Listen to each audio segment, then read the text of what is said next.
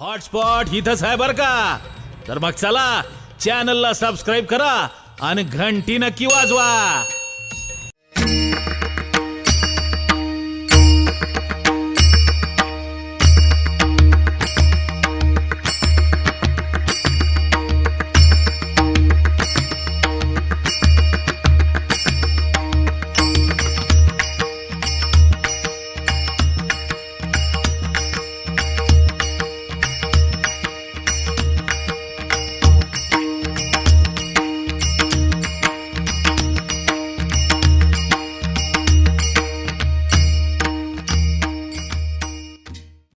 पूर्वी कसं केळीच्या पानावर जेवायचे. अगोदर कुणी जेवत नाही, आपण जेवलो की टाकून देतो. नंतर पत्रावळी आल्या, नंतर स्टीलची ताटं आली.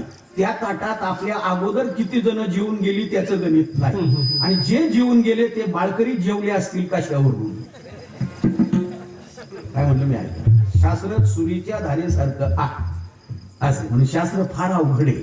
तेव्हा नेमकं सकाळी ब्राह्मण मुहूर्तावर गंडकी नदीवर आलेले अर्धदान देण्याचं काम चालले. तेवढ्यामध्ये एक हरणी गर्भवती पाणी पिण्याकरता आली. तिनं पाणी प्यायला सुरुवात केली. वाघाची डरकाळी ऐकली आणि पलीकडे उडी मारण्याच्या प्रयत्नामध्ये तिचा गर्भपात झाला. त्या बिचाऱ्यानं ते पाडस आपल्या आश्रमात नेलं, स्वच्छ वगैरे केलं, त्याला हिरवं गवत खाऊ घालायला लागला. आता देव धर्म सांदी पडिले सकळ. आता सगळं लक्ष त्याच्याकडं. आणि मग ते पाडस हा देवपूजेला बसला की मांडीवर येऊन बसायचं, त्याची मान वगैरे चाटायचं. आता सगळं लक्ष पाडसाकडं. असा अंतकाळ जवळ आला आणि चिंता निर्माण झाली, माझ्या नंतर याचं काय. आणि परिणाम असा, जड भरत राजा हरणी गर्भा गेला. घाईघाईमध्ये सांगतो. आणि म्हणून वासना जन्माला कारणीभूत आहे. वासनेचे 3 प्रकार आहेत. पहिले आहे लोकवासना.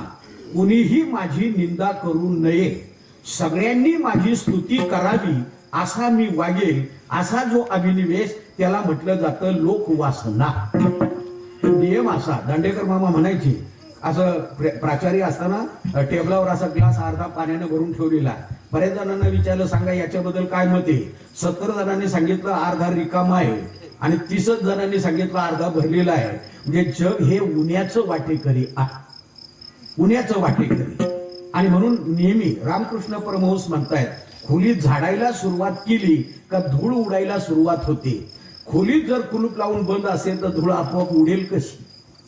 तसं ही खोली झाडायला सुरुवात केली का धूळ उडायला सुरुवात होते.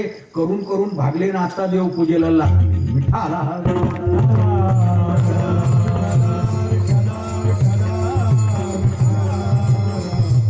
म्हणून प्रभू रामचंद्रांची सुद्धा निंदा केली. वालीला बाण मारला, त्याच्यावरून यांची चर्चा. पण लक्ष्मणाचं वैराग्य काय होतं. नाहम जानामी केयुरे, नाहम जानामी कुंडले, नुपुरे तेव जानामी नित्यम पदाभिवंदनात. हे कळलं नाही. फक्त रामानं वालीला बाण मारला एवढंच यांच्या डोक्यात. पण का मारला त्याची कितीतरी कारणे आहेत. ते रामायण कधी यांनी पाहिलंच नाही ना महाराज. असं आहे. आणि म्हणून लोकांचं लक्ष कसं असतं पहा. पतिव्रतेमध्ये श्रेष्ठ सीतामाई, पण तिची निंदा केली. 6 महिने रावणाच्या ताब्यात असून पतिव्रता कशी, प्रश्न विचारला. बरं कुणी विचारावा यालाही महत्व आहे ना. लोकांची मळलेली कपडे घेऊन ती स्वच्छ करून देणारे ना. आणि म्हणून या ठिकाणी त्याची सुद्धा काय ज्या ज्या कथा आहेत ना पुराणामध्ये, त्याच्यामध्ये पाठीमागा अर्थ आहे. मला गजेंद्राचं आख्यान जरी असलं ना तर स्पष्टपणे तसा विचार करायचा नाही. त्याचं शरीर मोठे स्थूल आहे, पण डोळे मात्र लहान आहे. म्हणजे स्थूल शरीराचा पण सूक्ष्म दृष्टीचा गजेंद्र असं. त्याच्या पाठीमागं काही इतिहास असतो आणि म्हणून ते पाहावं लागतं. म्हणून बऱ्याच वेळा महाराज ज्या संन्यासी महात्म्याकडे शिकलो ना, तुम्हाला आतापर्यंत एवढंच कळलं असेल, अर्जुनाला मोह झाला म्हणून गीता सांगितली. आम्हाला तसं शिकवलं नाही, आम्हाला तसं शिकवलं नाही. तर त्या माणसांचं म्हणणं वेगळं असतं. ते म्हणतात, अरे तुम्ही संन्यासी आहात, संसारी आहात, तुमच्यावर आरोप झाला, तुम्ही कोर्ट कचेऱ्या करणार पण जागा सोडणार नाही. आम्ही फकीर आहोत, थोडा जरी आमच्याबद्दल अपवाद ऐकायला मिळाला त्या क्षणी सोडून निघून जातो. फकीर आहे आम्ही. आपली भूमिका फरक आहे मला. आणि म्हणून त्यांनी मुद्दे सांगितले. ज्याच्या केसातून हरे कृष्ण ध्वनी बाहेर पडतो त्याला मोह होईल काय, हा पहिला प्रश्न. दुसरा प्रश्न असा, दोन्ही सेनेच्या मध्यभागी रथ आणायला सांगितला. मग अर्जुनाचा प्रतिस्पर्धी कर्ण किंवा दुर्योधन यांच्या पुढे रथ जायला पाहिजे. पण जेथ भीष्म द्रोणाधिक स्थिर करून या रथ ही देवाची खुबी आहे. एक सामान्य योगी शक्तिपात करू शकतो. शक्तिपाताचे 3 प्रकार. पहिलं, मस्तकावर हात ठेवणं, आपल्यात तयार झालेली विल पॉवर व्हायब्रेशन त्याच्यामध्ये उतरवणं. सापडविले वाटे जाता गंगा स्नाना, मस्तके तो जाना ठेवी लागत. दुसरं, आलिंगन देणं. आणि तिसरं, कृपा कटाक्ष निहाळी. सामान्य योगी जर शक्तिपात करू शकतो, योगेश्वर असणारे भगवान कृष्ण त्यांना अर्जुना शक्तिपात करता येत नव्हता का? कितीतरी प्रश्न आहेत महाराजाशी. जाऊ दे, त्याचं जसं स्टँडर्ड असेल तशा पद्धतीने शिक्षण असतं. हे लहान पोरांना चारण्याचं प्लॅस्टिकचं घड्याळ घेतलं ना, सगळ्यांना दाखवतो, बघ घड्याळ घेतलं, बघ घड्याळ, त्याची उंचीच तेवढी आहे. पण हा प्रयोग लग्नाला आलेल्या मुलाकरता केला तर याच्या उंचीत त्यांच्या उंचीत फरक आहे महाराज. हा फरक आहे, लक्षात घ्या. आणि म्हणून आम्ही पत्रम पुष्पम फलम तोयम 4 गोष्टी आहेत ना, त्याच्या 4 कथा सांगितल्या का, हबप गाथा सांगितल्या. पत्र म्हणजे पान. रुक्मिणीचं वर्णन करायला 15 मिनिटं सहज जातात ना महाराज. पण साधून सांगितलं तसं नाही महाराज. छंदावसी यस्य पर्णानी, छंद हीच ज्याची पानं आहेत ना ती मला अर्पण कर. छंद म्हणजे ज्ञान. वेदाला छंदस म्हटलेले लपून बसण्याचं आश्रयस्थान म्हणून छंदस असं आहे. कारण वेदाचं 4 भाग आहे आणि त्याच्या मंत्रसमूह, त्यांच्या संहिता, त्याची आरण्यक, त्याची वगैरे बराचसा भाग आहे वेदाचा. प्रत्येक ऋषी वेगवेगळे आहेत. आणि म्हणून त्या दृष्टीनं ज्ञान, व्युत्पत्ती आगवी विसर्जन. फळ सांगितलं तर शबरीच्या बोराला 15 मिनिटं घालवायची नाही. मा फलेषु कदाचन, बस ते फळ मला अर्पण कर, त्याच्यातच पाहायचं, बाहेर जायचं नाही. विठाला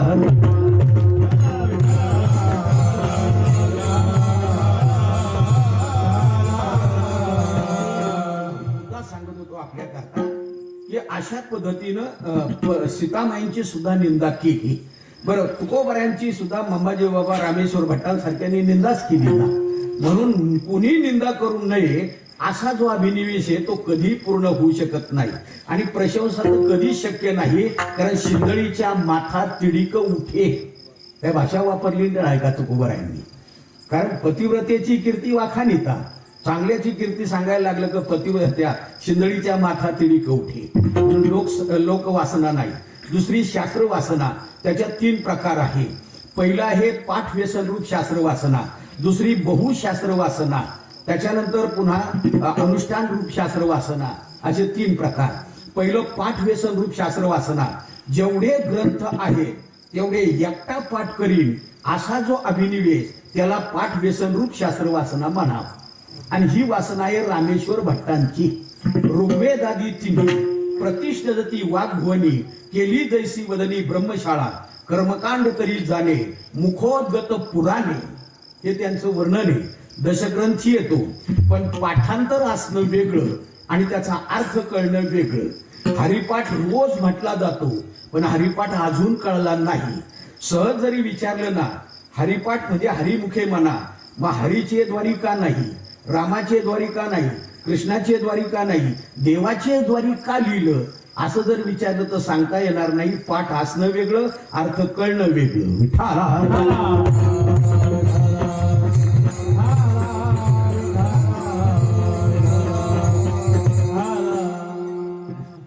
अभ्यास आपला असा आहे, चिकित्सापूर्वक अभ्यास असावा असं आहे. ग्रंथ माझ्याकडे लायब्ररी अख्खी. आणि म्हणून ग्रंथ बारकाईनं अभ्यासला. आपण एवढंच म्हणतो महाराज आसोनी संसारी. अरे पण संसारी म्हणजे नेमका कोण हा कळला पाहिजे ना.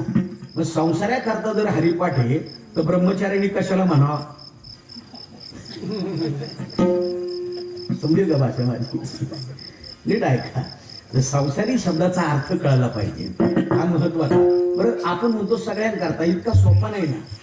दूध 50-60 रुपये लिटर आहे, त्याच्यापेक्षा दही महाग आहे, त्याच्यापेक्षा लोणी महाग आहे, आणि तूप आज 600 रुपये किलो आहे. सगळ्या सुरुवातीला ज्ञानेश्वरी, त्याच्यानंतर चांगदेव 65, त्याच्यानंतर अमृतानुभव, आणि सगळ्यात शेवटी हरिपाठ. तो इतका सोपा असेल? विचार करण्याचा भाग आहे ना मला. आणि म्हणून अजून कळला नाही. माझी भाषा सरळ आहे, कारण आपण 7वीच्या लेवलवरूनच अभ्यास करतो ना. विठाला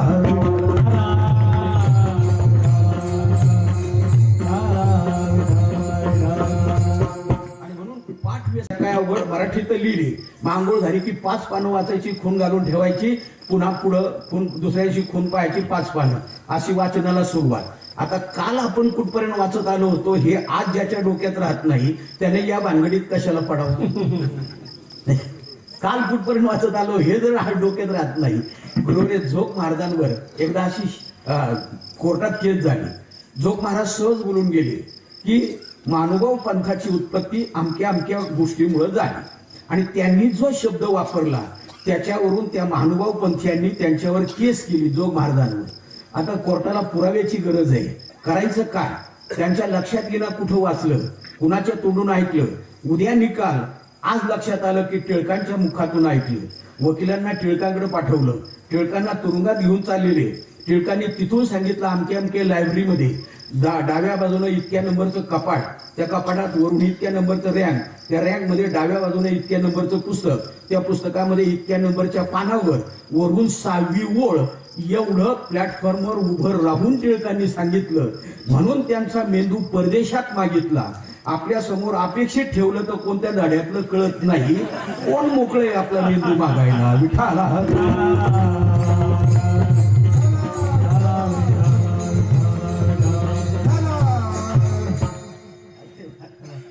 मामा सहज बोलून गेले. ज्ञानेश्वरी वाचल्याशिवाय मरू नये. एक जण म्हणला अवघड काय, 5 पानं वाचायची, खून घालून ठेवायची. मित्राने विचार केला हा खरं किती वाचतो ते पाहावं. तो बाहेर गेला तर मित्र यायचा की खून मागं 5 पानं न्यायचा. ज्यांना आंघोळ झाली खून पाहायची, 5 पानं वाचायची, खून ठेवायची. तो गेला का मित्रांनी ती खून मागं 8 दिवस झाले 30 पानं 5 पानं वाचत होता. शेवटी मित्राला राहुलं नाही. त्याने विचारलं का रे रोज ज्ञानेश्वरी वाचतो, कशी काय वाटली? शिकलेला असल्यामुळे मोठ्या अभिमानानं उत्तर दिलं, oh very nice but there is a slight repetition. फार सुंदर आहे पण माऊलींनी डबल लिहिली. विठाला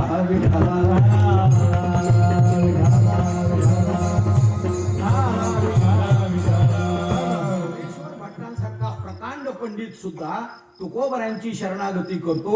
म्हणून ही रामेश्वरे चरणी मस्तक ठेवी.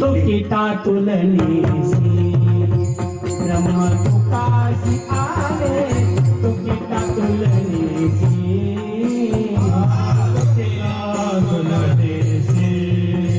ब्रह्म तुकासी आले तुकिता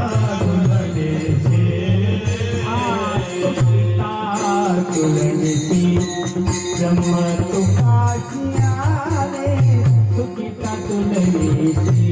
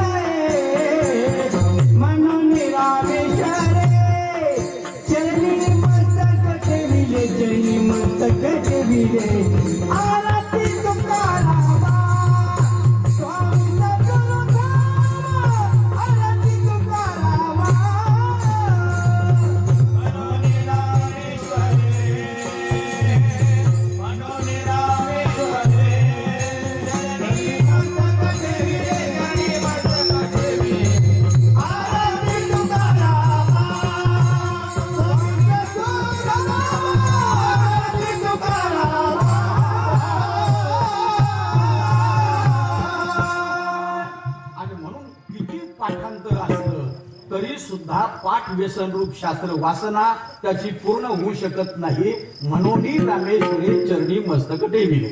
दुसरा आहे बहुशास्त्र वासना. जेवढी शास्त्र असतील त्या सगळ्यांचा मी एकटा अभ्यास करी. प्रसंग आहे, चांगदेवाची कीर्ती वाढायला लागली. लोक म्हणायची जर माझ्या मुलीबरोबर लग्न केलं तर वराशी दक्षिणा देऊ 100 होन एवढी दक्षिणा मी ती म्हणजे हुंडा दी. दुसरा म्हणायचा 200 होन इतका मी हुंडा दी. मग त्याला विचारायचे महाराज लग्नाबद्दल आपलं काय मत आहे?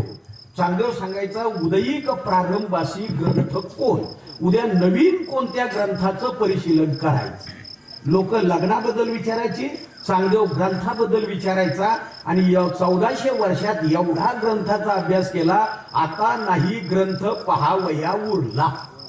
ग्रंथ शिल्लक राहिला नाही हो. किती चांगदेव हुशार असेल, विद्वान असेल. आणि मग प्रसंग आला, माऊलींना पत्र पाठवायचं. तीर्थरूप का चिरंजीव कोरा कागद पाठवला. मुक्ताबाईच्या हातात पडला. इकडून पाहिलं काहीच नाही. निवृत्तीनाथांच्या हातात जे सांगितलं, दादा कोरा आहे रे, अगदी अगदी कोरा आहे. निवृत्तीनाथ हसले म्हणजे मुक्ता अगं जे कोरं असतं ना त्याच्यावरच लिहिता येतं. अगोदर लिहिलेलं असेल तर ते रद्दीत विकायला जात. वा. कोरिया अक्षर उमटे कसोटी रद्दी जाय हाटी विकाव या असं आहे. कोरा अक्षर त्याच्यावर लिहिता येतं. मग माऊलींना सांगितलं ज्ञाना लिहि याच्यावर. त्याच्यावरच माऊलींनी 65 ओव्या लिहिल्या. स्वस्ती श्री वटेशू जो लपोनी जगदा भासू दावी मग ग्रासू प्रगटला करी प्रगटे तव तव न दिसे लपे तव तव आभासे प्रगट ना लपाला असे न खोमता जो बहु जव जव होय तव तव काहीच न होय काही न होनिया आहे अवघाच जो सोने सोनेपणा होणे न येताच झाले लेणे तेवी न वेचिता जग होणे अंगे दया का कल्लोळ कंचूक फेडिता उघडे उदक 10 वेळा वाचलं होतं त्याने.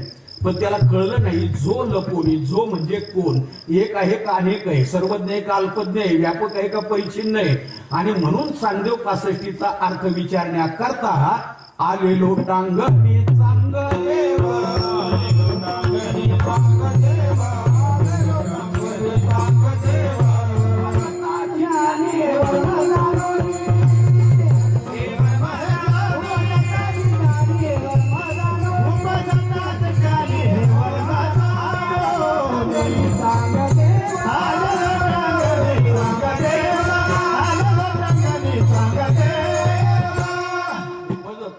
ज्ञानी हे वर्म जाणोनी आले लोटांगणी चांगदेव. आपल्याला उपजत ज्ञान असतं. माऊली उपजताची ज्ञानी आहे. कारण ज्ञानदेव या शब्दातच सगळा अर्थ आहे. ज्ञान हेच ज्यांचा देव आहे ते ज्ञानदेव. ज्ञानाचा सागर सखा माझा ज्ञानेश्वर. ज्ञानाचा सागर सखा माझा ज्ञानेश्वर. ज्ञानाचा सागर सखा माझा ज्ञानेश्वर.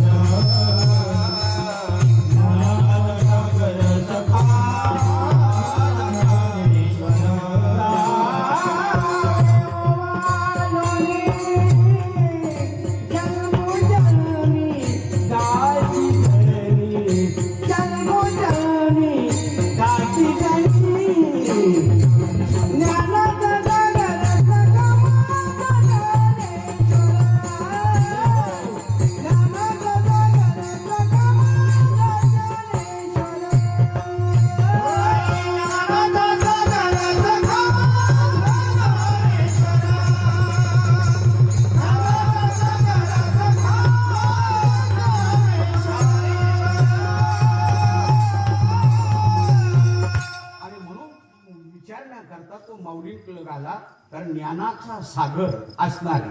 मग 10 वर्षाच्या मुक्ताईनं त्याचा अर्थ सांगितला. चांगदेव 65चा चांगदेव म्हणे आधी जन्मा आलो गुरु पुत्र झालो मुक्ताईचा बहुशास्त्र वासना.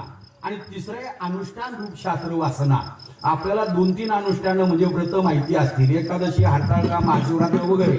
पण पद्मपुराणामध्ये 150 व्रतांचं वर्णन आलेलं आहे.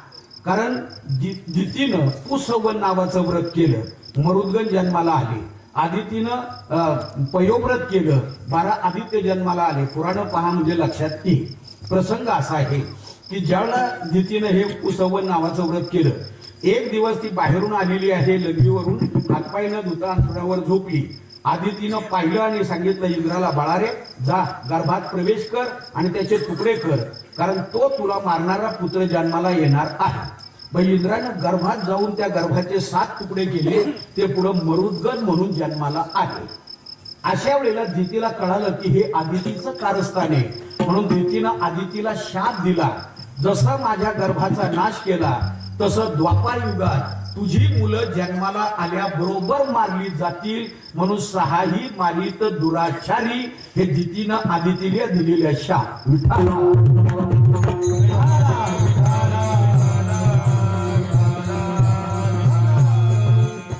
हॉटस्पॉट इथंच आहे बर का.